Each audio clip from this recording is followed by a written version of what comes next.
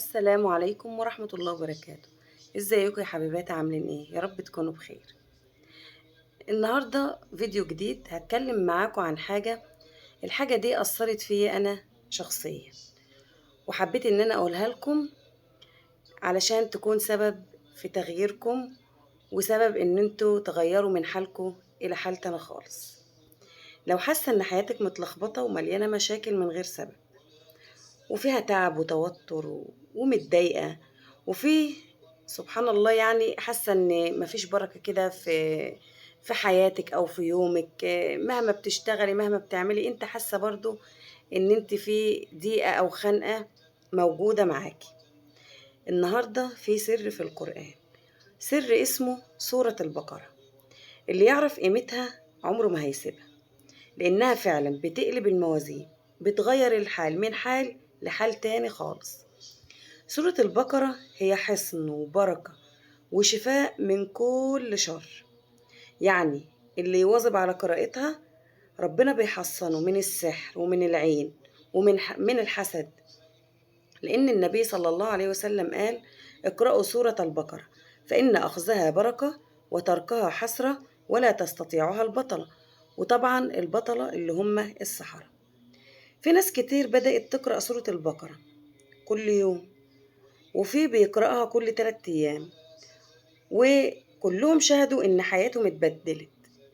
يعني بقى في عندهم راحة نفسية وطمأنينة، وخير دخل بيوتهم بعد ما كان فيها مشاكل ومعاناة، ويعني كان في حاجات كتيرة ناقصة في حياتهم.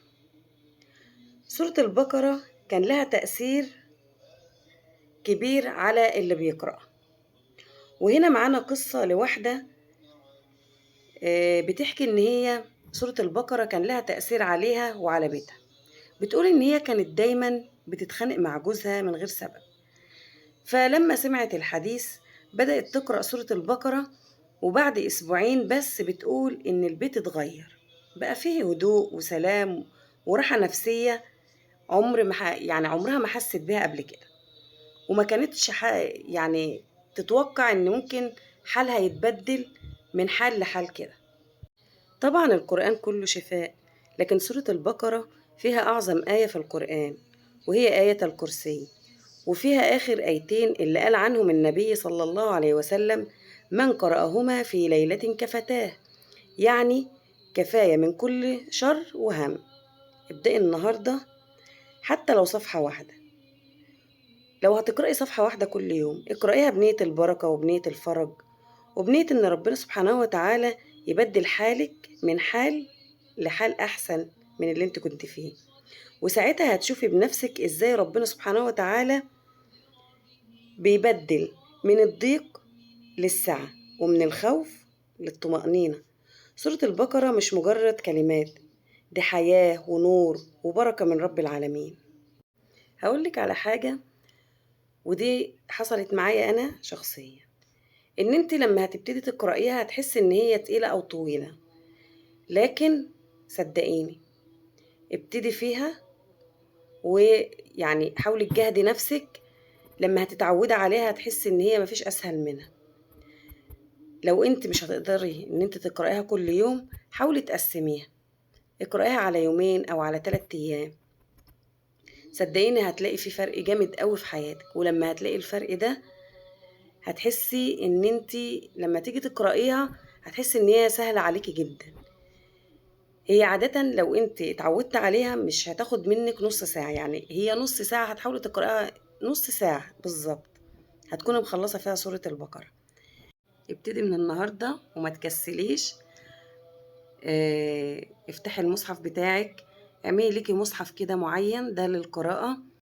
اقرأيها بعد الفجر، بعد ما تصلي الفجر ما تناميش، اقرأيها بعد الفجر. ابتدي بها كده يومك، هتلاقي يومك فيه بركة وفيه خير ومفهوش أي مشاكل. هتعدي اليوم بكل سهولة.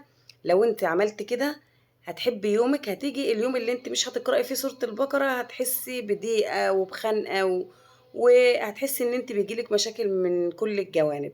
فانت ابتدي يومك من بعد الفجر، ابتدي ان انت تقرأيها، ما تناميش، اقرأيها، استمر عليها.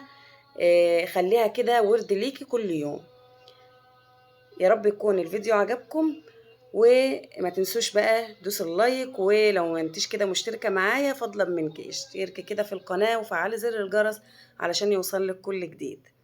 وما تنسوش كده تصلوا على النبي في الكومنتات، اللهم صل وسلم وبارك على سيدنا محمد وعلى آله وصحبه وسلم تسليما كثيرا.